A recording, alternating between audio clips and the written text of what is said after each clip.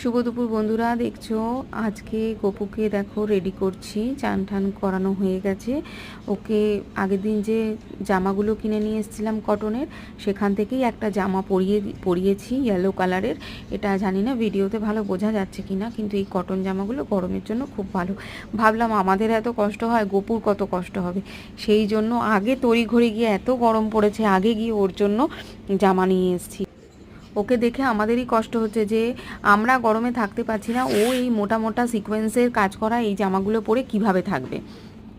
তো জামাগুলো কিনে নিয়ে এলাম, কিনে নিয়ে এসে এই আজকে একটা পরালাম হলুদ রঙের। এটা দেখো আমার গপুকে কেমন লাগছে বলো। গপু তো আমাদের মনের খুব কাছে। যা দুঃখ কষ্ট কখনো কাউকে বলা যায় না, সব এই গপুকে বলা যায়। গপু আমাদের সব শোনে। গপু জানি না, ও আমাদের একজন ফ্যামিলি মেম্বার বলতে পারো।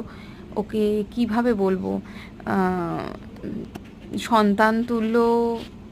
হ্যাঁ, আমি মনে করি আমার দুটো ছেলে, হ্যাঁ গপু আমার এক সন্তান। তো সব কথা ওকে বলা যায়, ও আমার সব কষ্ট শোনে।